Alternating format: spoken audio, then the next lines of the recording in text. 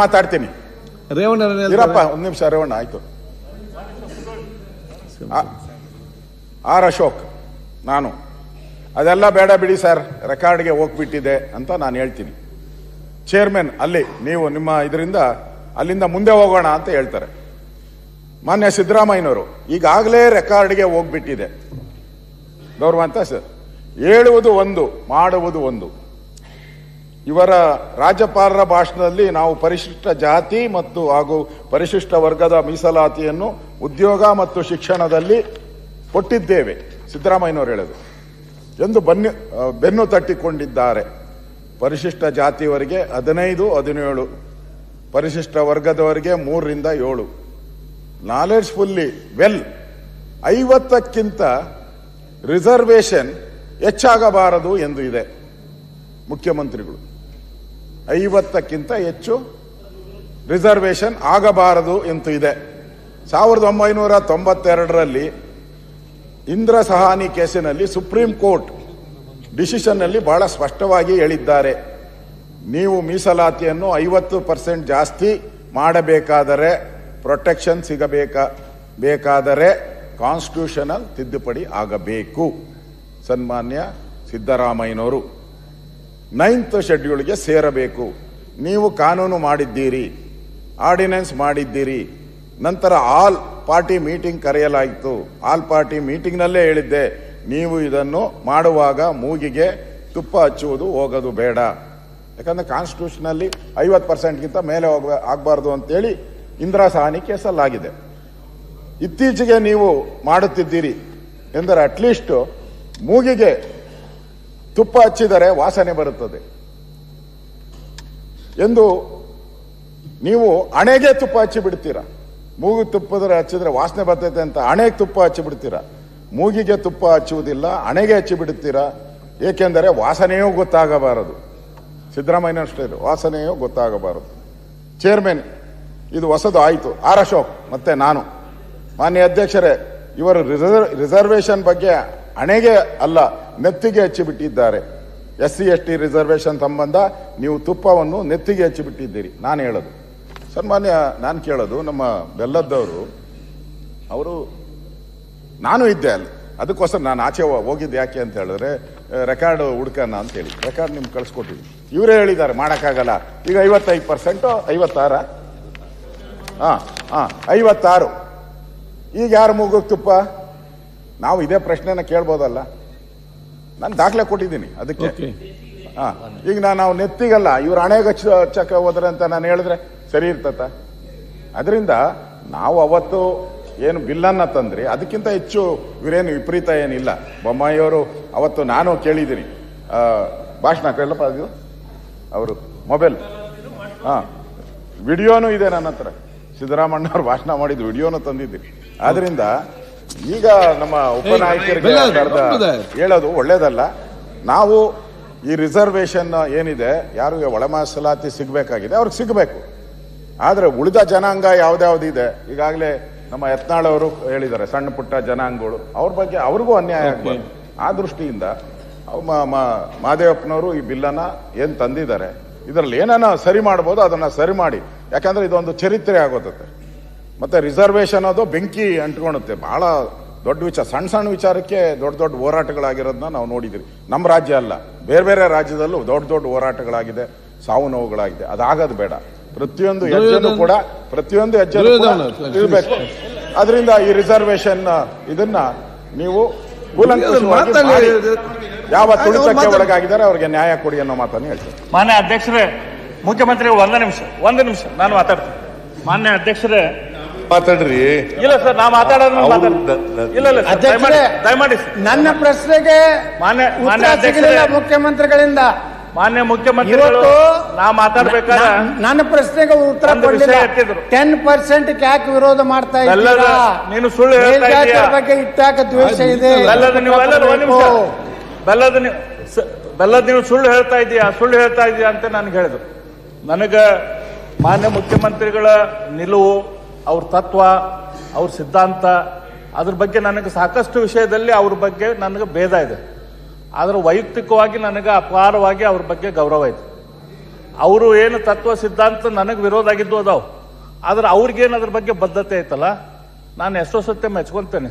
ಹೌದಪ್ಪ, ಅವ್ರಿಗೆ ನಮಗೆ ಬೇಡಾಗಿರ್ತೈತಿ, ಒಂದು ಅಲ್ಪಸಂಖ್ಯಾತರು ಅವ್ರೇನು ಓಲೈಸ್ತಾರ ನಮಗೆ ಸೇರೋದಿಲ್ಲ, ಮೈ ಎಲ್ಲ ಉರಿತೈತಿ. ಆದ್ರೂ ಕೂಡ ಅವ್ರು ಯಾವ ರೀತಿ ಗಟ್ಟಿಯಾಗಿ ಓಲೈಸ್ತಾರಲ್ಲ, ನನಗನ್ನಿಸ್ತೈತಿ ಹೌದಪ್ಪ ಲೀಡರ್ ಐತಲ್ಲ ಇದ್ರೆ ಈ ಟೈಪ್ ತನಗೆ ಬೇಕಾಗಿದ್ದ ವಿಷಯಕ್ಕೆ ಹಿಂಗಿರ್ಬೇಕಂತ ಹೇಳಿ ಅವ್ರ ಬಗ್ಗೆ ನನಗೆ ಅವ್ರ ಅಲ್ಪಸಂಖ್ಯಾತರನ್ನ ಓಲೈಸ್ತಾರ ಅದೆಲ್ಲ ವಿಷಯ ಐತಲ್ಲ, ಅದ್ರ ಬಗ್ಗೆ ಮನಸ್ಸಿರ್ಲಿಲ್ಲ ಅಂದ್ರೂ ಕೂಡ ನನಗೆ ಅವರ ಲೀಡರ್ಶಿಪ್ ಸ್ಟೈಲ್ ಬಗ್ಗೆ ಗೌರವ ಐತಿ. ಹಾಗಾಗಿ ಅವ್ರಿಗೆ ತೇಜೋವಧೆ ಮಾಡುವಂತ ಕೆಲಸ ನಾನು ಯಾವಾಗೂ ಮಾಡಾಕ ಹಿಂದೆ ಹೋಗಿಲ್ಲ, ಮುಂದೂ ಮಾಡೋದಿಲ್ಲ. ಅವ್ರ ಬಗ್ಗೆ ಗೌರವ ಐತಿ. ಈಗ ಆಲ್ರೆಡಿ ನಾನು ಸುಳ್ಳು ಹೇಳಿದ್ದೇನೆ ಅಂತ ಹೇಳಿ ಮಾನ್ಯ ಮುಖ್ಯಮಂತ್ರಿಗಳು ಹೇಳಿದರು. ಇವತ್ತು 12ನೇ ತಾರೀಕು 14ನೇ ತಾರೀಕು ಫೆಬ್ರವರಿ 2023ರಂದು ಸದನದಲ್ಲಿ ನಡೆದಂತ ಅಧಿವೇಶನದ ಚರ್ಚೆ ಅಶೋಕ್ ಅವರಿಗೆ ಕೊಟ್ಟಂತ ರಿಪ್ಲೈದಲ್ಲಿ ಮಾನ್ಯ ಮುಖ್ಯಮಂತ್ರಿಗಳು ಹೇಳಿದಾರ, ಮಾನ್ಯ ಮುಖ್ಯಮಂತ್ರಿಗಳು ಒಪ್ಕೊಂಡಿದ್ದಾರೆ. ಈಗ ನಾನೇನ್ ಹೇಳಿದ್ದೆ ಅದ ವಿಷಯ ಹೇಳಿದ್ದಾರೆ. ಅದಷ್ಟೇ ಅಲ್ಲ, 2ನೇ ಏಪ್ರಿಲ್ 2023ರಲ್ಲಿ ಆಲ್ರೆಡಿ ಎಲೆಕ್ಷನ್ ಅನೌನ್ಸ್ ಆಗಿತ್ತು.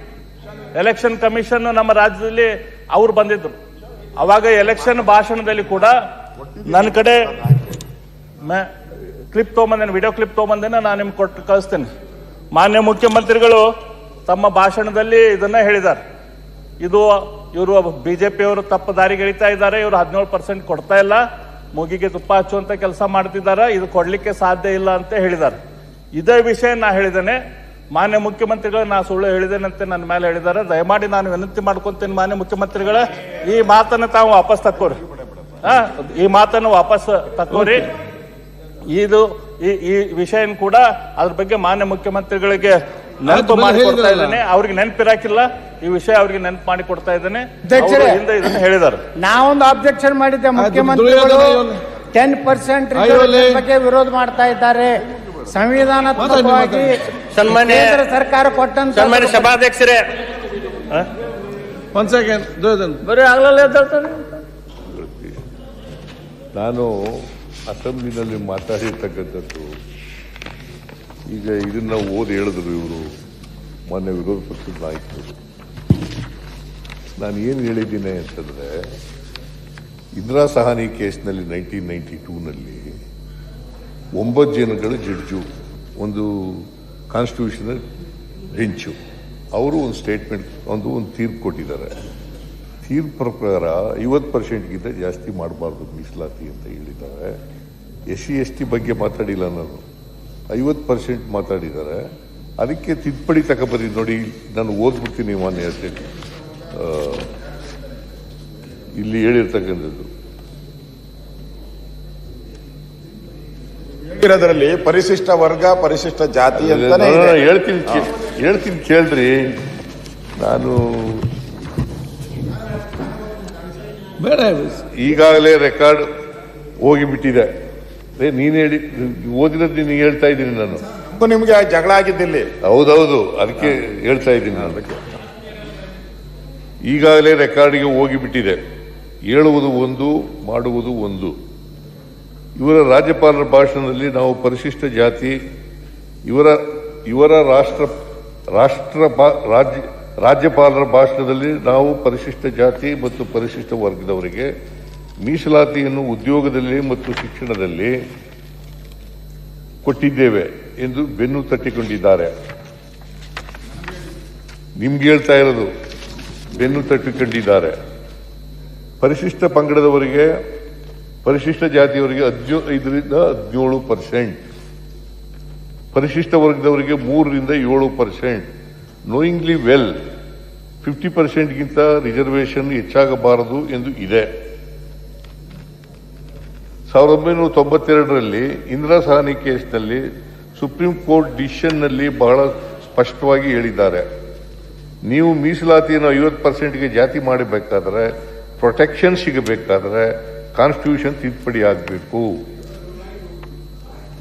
ಕಾನ್ಸ್ಟಿಟ್ಯೂಷನ್ ತಿದ್ದುಪಡಿ ಆಗಬೇಕು. 9th ಶೆಡ್ಯೂಲ್ಗೆ ಸೇರಬೇಕು. ಯಾರು ಹೇಳಿರೋದು ಇದನ್ನ? ನಾನೇ ಹೇಳಿರೋದು. ನೀವು ಕಾನೂನು ಮಾಡಿದ್ದೀರಿ, ಆರ್ಡಿನೆನ್ಸ್ ಮಾಡಿದ್ದೀರಿ, ನಂತರ ಆಲ್ ಪಾರ್ಟಿ ಮೀಟಿಂಗ್ ಕರೆಯಲಾಗಿತ್ತು. ಆಲ್ ಪಾರ್ಟಿ ಮೀಟಿಂಗ್ನಲ್ಲಿಯೇ ಹೇಳಿದೆ, ನೀವು ಇದನ್ನು ಮಾಡುವಾಗ ಮೂಗಿಗೆ ತುಪ್ಪ ಹಚ್ಚುವುದಕ್ಕೆ ಹೋಗಬೇಡಿ. ಇತ್ತೀಚೆಗೆ ನೀವು ಏನು ಮಾಡುತ್ತಿದ್ದೀರಿ ಎಂದರೆ, ಅಟ್ಲೀಸ್ಟ್ ಮೂಗಿಗೆ ತುಪ್ಪ ಹಚ್ಚಿದರೆ ವಾಸನೆ ಬರುತ್ತದೆ ಅಂತ ಎಂದು ಹಣೆಗೆ ತುಪ್ಪ ಹಚ್ಚಿದ್ದೀರಿ. ನೀವು ಹೇಳಿರೋದು, ನಾನು ಹೇಳಿರೋದು ನಿಮಗೆ. ಹೌದವ್ರು ಹೇಳ್ತಾರೆ ಅಂತ ಹೌದಪ್ಪ, ಹೇಳಿದ್ರು. ನಾನೇ ಹೇಳಿರೋದು ನಿಮ್ಗೆ.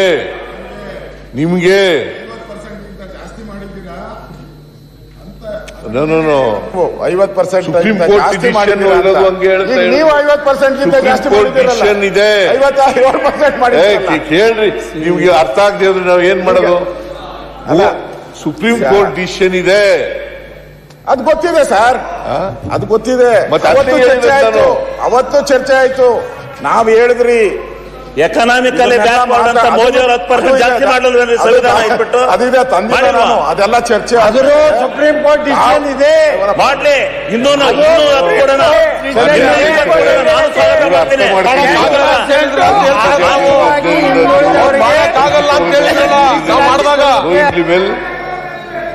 ಇದನ್ನೆಲ್ಲ ಕಾನೂನಿನಲ್ಲಿ ಸುಪ್ರೀಂ ಕೋರ್ಟ್ 50% ಗಿಂತ ಜಾಸ್ತಿ ಮಾಡಬಾರದು. ಈಗ ಏನಾಗ್ತದೆ, 50ರಿಂದ 56% ಆಗುತ್ತೆ. ಸುಪ್ರೀಂ ಕೋರ್ಟ್ ಡಿಸಿಷನ್ ಹೇಳಿದೆ ನಾನು ಅಷ್ಟೇ, ಈ ತರ ಇದೆ ಡಿಸಿಷನ್, ಈ ತರ ಇದೆ. ಅಧ್ಯಕ್ಷರೇ, ನಾನು ಸುಪ್ರೀಂ ಕೋರ್ಟ್ ಹೇಳಿದ್ದೀನಿ, 10% ಇನ್ನೊಂದ್ಸಾರಿ ಹೇಳಿದ್ದೀನಿ ನೋಡಿ. 10% ನಾನು ಸುಪ್ರೀಂ ಹೇಳಪ್ಪ, ನಿನ್ ಗೊತ್ತಾಗೋದಿಲ್ಲ.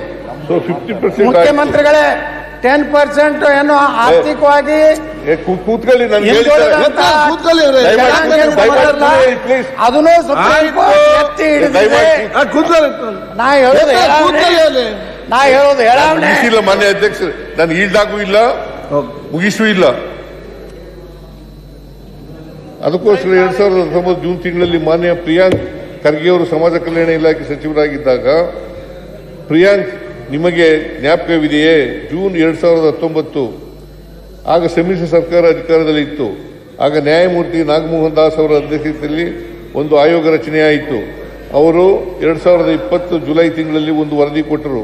ಅದರಲ್ಲಿ ಎಸ್ಸಿಗಳಿಗೆ ಮೀಸಲಾತಿಯನ್ನು 15ರಿಂದ 17ಗೆ ಹೆಚ್ಚು ಮಾಡಬೇಕು, ಎಸ್ಟಿಗಳಿಗೆ 3ರಿಂದ 7% ಹೆಚ್ಚು ಮಾಡಬೇಕಾದ ಶಿಫಾರಸು ಮಾಡಿದ್ದಾರೆ.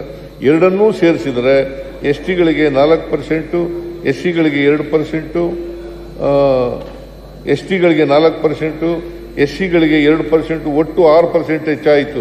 ಸೊ 56% ಆಯಿತು. ಇಂದಿರಾ ಸಾಹನಿ ಕೇಸ್ನಲ್ಲಿ ಏನು ಸೀಲಿಂಗ್ ಇದೆ ಅದು ವೈಲೇಷನ್ ಆಗುತ್ತದೆ. ಇಂದಿರಾ ಸಾಹನಿ ಕೇಸ್ನಲ್ಲಿ ರಿಸರ್ವೇಷನ್ ಶೆಲ್ ನಾಟ್ ಎಕ್ಸಿಡ್ 50% ಏನಿದೆ, 56% ಅಂದರೆ 50%ಗಿಂತ ಹೆಚ್ಚಾಗುತ್ತದೆ. ಅದು ಆಗಲೇಬೇಕು, ಅದು ಆಗಲೇಬೇಕು, ಅದು ಆಗಲೇಬೇಕು. ಎಸ್ಸಿಗಳಿಗೆ ಅವರ ಜನಸಂಖ್ಯೆಗೆ ಅನುಗುಣವಾಗಿ 17% ಆಗಲೇಬೇಕು. ಎಸ್ಟಿಗಳಿಗೆ 3ರಿಂದ 7% ಆಗಲೇಬೇಕು. ಅದನ್ನು ವರದಿ ಕೊಟ್ಟ ತಕ್ಷಣ ಮಾಡಲಿಲ್ಲ, 2 ವರ್ಷ 3 ತಿಂಗಳಾದ ಮೇಲೆ ಮಾಡಿದ್ದು. ಅದು ಏನು ಅಸೆಂಬ್ಲಿ ಪ್ರಾರಂಭವಾಗದಲ್ಲೆಲ್ಲ ನಿಮ್ಮ MLAಗಳು ಪ್ರತಿಭಟನೆ ಮಾಡುವುದು, ಬಾವಿಗಿಳಿದು ಒತ್ತಾಯಿಸುವುದು, ಇವೆಲ್ಲ ಮಾಡುತ್ತಿದ್ದರು. ಇದು ಒಂದು. ಎರಡನೇದಾಗಿ ಪರಿಶಿಷ್ಟ ವರ್ಗದ ಬೇಡ ಸಮುದಾಯ, ವಾಲ್ಮೀಕಿ ಸಮುದಾಯ, ಸ್ವಾಮೀಜಿಯವರು 257 ದಿನಗಳಿಂದ ಧರಣಿ ಮಾಡಿದ್ದರು. ವರದಿ ಕೊಟ್ಟ ಮೇಲೆ 2 ವರ್ಷ 3 ತಿಂಗಳು ಏಕೆ ವಿಳಂಬ ಮಾಡಿದಿರಿ? ನಾನೇ ಮಾತಾಡಿರೋದು ಇಲ್ಲ ಅಸೆಂಬ್ಲಿನಲ್ಲಿ, ಮಾಡಲೇಬೇಕು ಅಂತ ಹೇಳಿರೋದು. ಇವರು ನಾನು ತಪ್ಪು ಹೇಳಿದೆ ಅಂತಂದ್ರೆ, ಅಧ್ಯಕ್ಷರ ಮಾನ್ಯ ಮುಖ್ಯಮಂತ್ರಿಗಳು ಇಂದಿರಾ ಸಾಹನಿ ಸುಪ್ರೀಂ ಕೋರ್ಟ್ ತೀರ್ಪು ಹೆಂಗ್ ಹೇಳ್ತಾರೆ, ಆರ್ಥಿಕವಾಗಿ ಹಿಂದುಳಿದಂತ ಸುಪ್ರೀಂ ಕೋರ್ಟ್ ಹೇಳಿದೆ. ಕೊಟ್ರೆ ಇಲ್ಲಿ ನಾ ಪ್ಲೇ ಮಾಡ್ತೇನೆ. ಒಳ ಮೀಸಲಾತಿ ಹೆಸರಲ್ಲಿ ಬಕ್ರಾ ಮಾಡ್ತಿದ್ದಾರೆ ಬಿಜೆಪಿ ಅವರು ಅಂತ ಹೇಳಿ ಸಿದ್ದರಾಮಯ್ಯನವರು ಮಾಡಿದ್ದಂತ ಪ್ಲೇ ಮಾಡ್ತೇನೆ. ಒಂದು ಸಿಂಪಲ್ ಪ್ರಶ್ನೆ ಇರೋದು, ಇವರು ಒಳ ಮೀಸಲಾತಿ ಕಾಯ್ದೆ ಅಥವಾ ಕಾನೂನು ತರಬೇಕಾದಾಗ ಸುಪ್ರೀಂ ಕೋರ್ಟ್ ಇಂದ ಏನಾದ್ರೂ ಆದೇಶ ಇತ್ತ? ನಮಗೆ ಇಟ್ಸ್ ಅ ಸ್ಟೇಟ್ ಸಬ್ಜೆಕ್ಟ್ ಅಂತ ಇರಲಿಲ್ಲ, it was still a central subject. ನಾವು ತಂದಿರೋದು ಯಾವಾಗ ನಮಗೆ ಸುಪ್ರೀಂ ಕೋರ್ಟ್ ಅವರು ನಮ್ಗೆ ಆದೇಶ ಕೊಟ್ಟಾಗ, yes you can, it is a state subject, states can decide internal reservation ಅಂದಾಗ ನಾವು ಇವಾಗ ತರ್ತಾ ಇರೋದು. ಅವಾಗ ನೀವು ಯಾವ ಕಾಯ್ದೆ ಅಂಡರ್ ತಂದ್ರಿ? ಅದು ಮೂಗಿಗೆ ತುಪ್ಪ ಆಗ್ತಂತ ಅಲ್ವಾ? ಇಂಟರ್ನಲ್ ರಿಸರ್ವೇಶನ್ ಕಾಯ್ದೆನೆ ತಂದಿರಾ ಅಂತ ಹೇಳ್ತಾ ಇದ್ದೀರಾ. ದುರ್ಯೋಧನ ಅವರೇ, ಇಂಟರ್ನಲ್ ರಿಸರ್ವೇಶನ್ ಕೇಂದ್ರ ಸಬ್ಜೆಕ್ಟ್ ಇತ್ತ? ಯಾವ ಹೇಳಿ ಮಾನ್ಯ ಅದು ಮೂಗಿಗೆ ತುಪ್ಪ ಹಚ್ಚದೆ ಅಲ್ವಾ?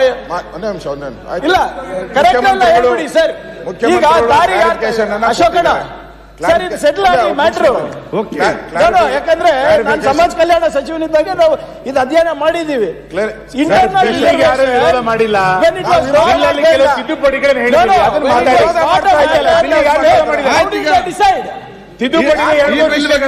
ಅದನ್ನ ಗಮನ ಕೊಡಿ ಅಷ್ಟೇ.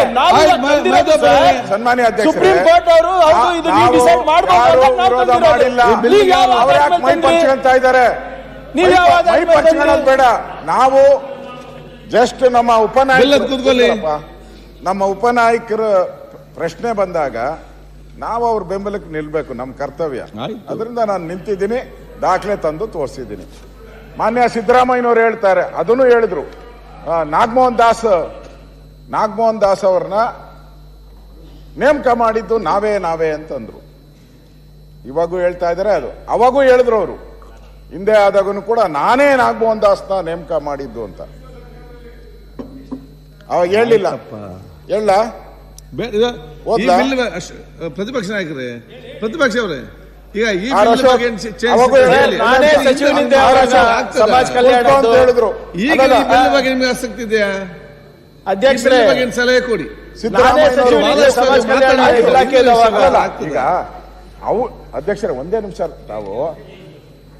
ಅವರು ಪ್ರಿಯಾಂಕಾ ಇದ್ರೆ ಮಾತ್ರ ಸೈಲೆಂಟ್ ಆಗಿರ್ತೀರ, ನಾವು ಮಾತ್ರ ವೈಲೆಂಟ್ ಆಗೋತೀರ. ಯಾಕೆ ಅಂತ ಇಲ್ಲ, ಯಾರಿಲ್ಲ, ಅವ್ರು ಕೂಡ ಹೇಳ್ತಾರೆ. ಅವ್ರು ಮಾತಾಡಿದಾಗ ಸಂಬಂಧನೇ ಇಲ್ಲ. ಇದು ಅಲ್ಲಲ್ಲ, ಅವ್ರು ಹೇಳಿ ಚರ್ಚೆ ಮಾಡ್ಬೇಕಾಗಿರೋದು ನಾವು. ಇಲ್ಲ, ಸೇರಿದವನು ಆವಾಗ ನಮ್ಗೆ ಅವಕಾಶ ಸೇರಿದವನು ಉತ್ತರ ಕೊಡ್ಬೇಕಾಗಿರೋದು ಈ ಇಲಾಖೆ ಮಂತ್ರಿ ಯಾರು? ಹೈಕೋರ್ಟ್ ಜಡ್ಜ್ಮೆಂಟ್ ಸಂವಿಧಾನ ತಿರ್ಚಬಹುದು ಅಂದ್ರೆ ಬಿಲ್ ತಂದಿರೋರು ಯಾರು? ಮಾದೇವಪ್ಪನವರು. ಅವರು ಉತ್ತರ ಕೊಡ್ಬೇಕು. ಅವ್ರಿಗಿಂತ ಸುಪ್ರೀಂ ಯಾರು? ಒಂದೇ ನಿಮಿಷ. ಯಾಕೆ ಅದೇ ನೋಡಿ ಅವ್ರು ಮಾತಾಡೋದು ಸುಮ್ಮನೆ ಇರ್ತಾರೆ, ನಾನು ಮಾತ್ರ ವೈಲೆಂಟ್. ಆಗಿಲ್ಲ. ಅವ್ರಾಗೇನಿಲ್ಲ ಅಂತ ಹೇಳಿದ್ರೆ, ಅವತ್ತು ತಾವು ಬಿಲ್ ತಂದ ಸಂದರ್ಭದಲ್ಲಿ ನಮಗೆ ಕಾನ್ಸ್ಟಿಟ್ಯೂಷನ್ ಪ್ರೊವಿಷನ್ ಇರಲಿಲ್ಲ, ಸುಪ್ರೀಂ ಆದೇಶ ಇರಲಿಲ್ಲ. ಆವಾಗ ಯಾವ ಆಧಾರ ತಾವು ಮಾಡಿದ್ದೀರಿ? ಈಗ ಅದು ನಾವು ಕಾನ್ಸ್ಟಿಟ್ಯೂಷನ್ ಪ್ರೊವಿಷನ್ ಇದ್ದ ಕಾರಣ ನಾವು ಮಾಡ್ತಾ ಇದ್ದೇವೆ ಅಂತ ಹೇಳಿದ್ದವು. ಸರಿ, ಹೇಳಿ ಅದನ್ನ ಮುಖ್ಯಮಂತ್ರಿಗಳು ಎಕ್ಸ್ಪ್ಲೈನ್ ಮಾಡಿದ್ರು, ಮಾದೇವಪ್ಪನವರು ಸವಿಸ್ತಾರವಾಗಿ ಮಾತಾಡಿದ್ರು.